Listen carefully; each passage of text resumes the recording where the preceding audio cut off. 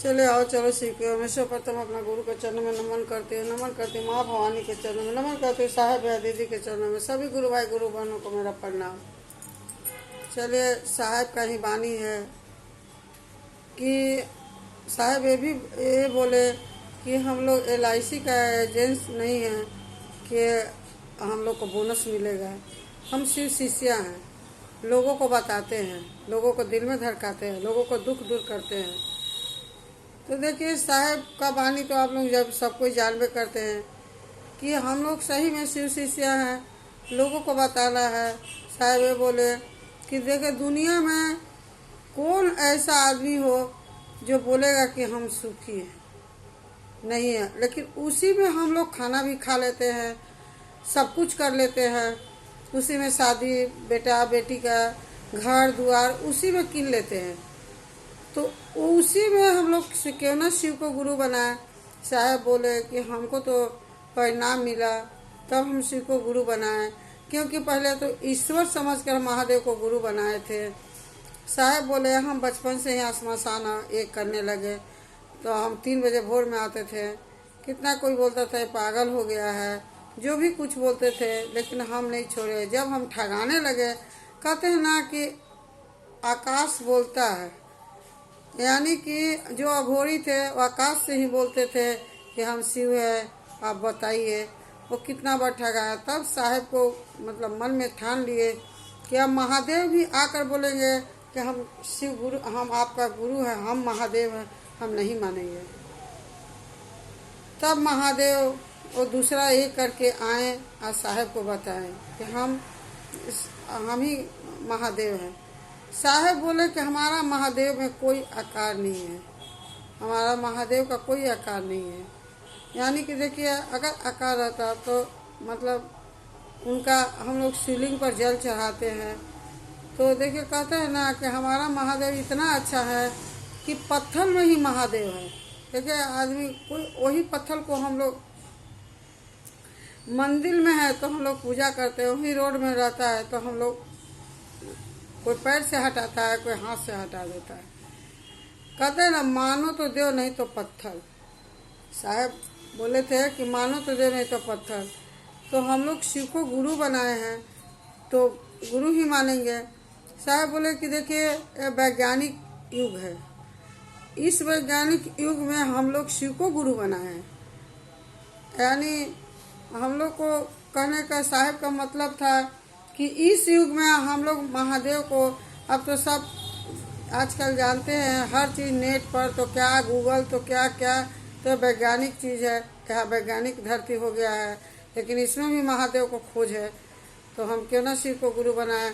गुरु बनाकर जो वैज्ञानिक है वो सब महादेव का दिया हुआ है, ज्ञान जो आ रहा है वो महादेव का दिया हुआ है। कहते हैं जो एरोप्लेन चला रहे हैं वो भी महादेव के दया है। हर इंसान का, सबका महादेव का दया है। अब किसका किसका, जो डॉक्टर है तो डॉक्टरी कर रहे हैं, इलाज करते हैं। कहते हैं ना, दूसरे भगवान मतलब डॉक्टर होता है। और डॉक्टर से जब थक जाता है तो डॉक्टर क्या बोलता है, जाइए ईश्वर से प्रार्थना कीजिए। यानी कि डॉक्टर भी बोलता है कि जाओ महादेव से प्रार्थना करो।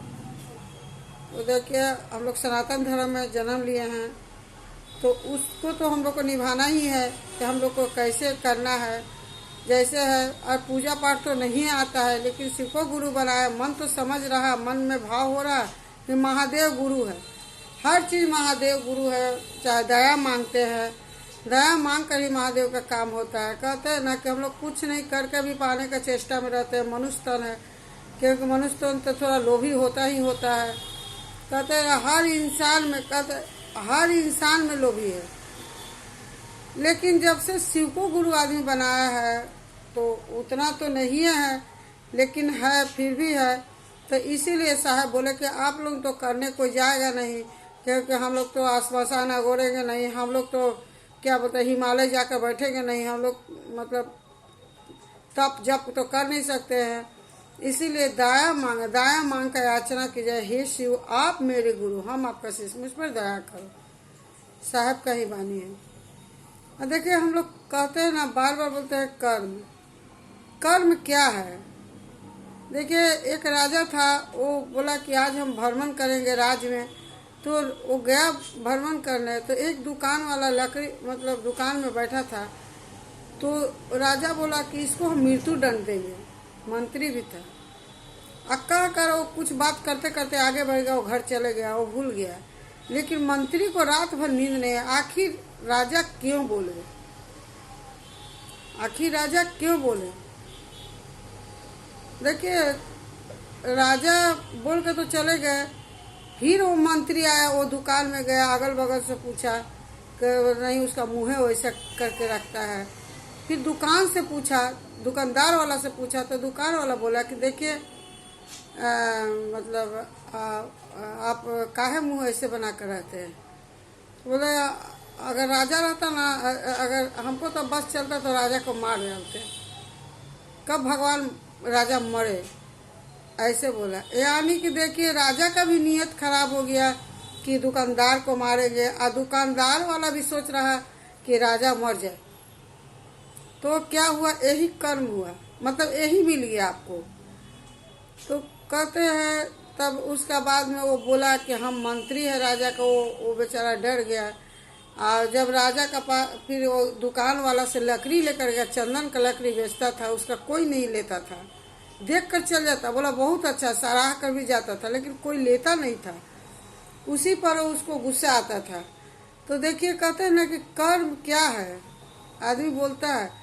तो फिर वो राजा के पास वो थोड़ा सा लकड़ी लेकर बोला कि हमको दीजिए।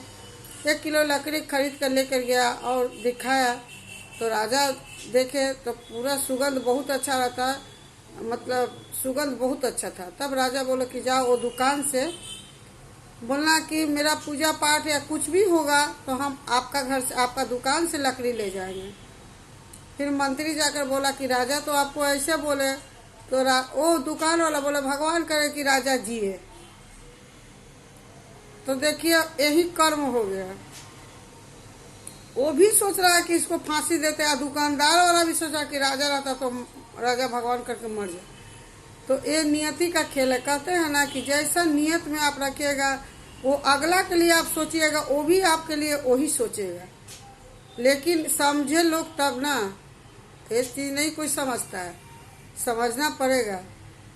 कर्म कहते हैं, कोई कहा, महात्मा बुद्ध बोले कि वहाँ भगवान ना कॉपी किताब लेकर बैठे ना, उतना इतना समय नहीं है कि किसका कर्म कर्म यही पड़ जाता है, यही दिखाई दे देता है कि आप मेरे लिए क्या करें, हम आपके लिए क्या करें। हम मेरे लिए आप अच्छा करिएगा तो हम भी आपके लिए अच्छा करें। अगर किसी पर आप गुस्सा कीजिएगा, आपका बैलेंस, आपका शरीर नहीं रहता है। इतना चिल्लाते हैं कि आपका मतलब सोचिए एक कर्म है, उस पर गुस्सा होकर आपका कर्म निकल रहा है, माने यानी कि आपका बदन जो है वो आपका ये हो जा रहा है। तो इसीलिए कहते हैं कि हम लोग का कर्म कभी पीछा नहीं छोड़ता है। और जैसा हम लोग बोते हैं वैसा काटते हैं। ये तो साहब ही बोले थे कि बोओगे बबूरा खाओगे आम, कहाँ से होगा। इसीलिए कहते हैं कि अच्छा कर्म कीजिए, अच्छा शिक्षा दीजिए, किसी का विषय में अच्छा सोचिए तो वो भी आपके बारे में अच्छा सोचेगा। यही हुआ कर्म। साहब का बहुत अच्छा वाणी था, गुरु भाई गुरु बहन। और क्या बोले, आज जो गुरु भाई लिखे हैं कि आंटी आप कोई और चीज़ बनाइए, वीडियो बनाइए, बाबू देखो। अब जब तुम आंटी बोला तो हम बाबू बोले, हम तो जानते नहीं, लेकिन फिर भी बोल रहे हैं कि गुरु ज्ञान है, ये ज्ञान सीख रहा तुम, और तो बहुत कुछ तुम देख रहा है। ऐसा बात नहीं तो हम ही नहीं खोले हैं, सब कुछ खोला हुआ है। लेकिन क्या, शिव को गुरु बना लो बाबू। जो बोला कि और बताए तो उन्हीं को बोल रहे हैं कि आप शिव को गुरु बनाइए। जब गुरु बनाइएगा तो आपका मन क्या होगा वो तो आप समझ जाइएगा।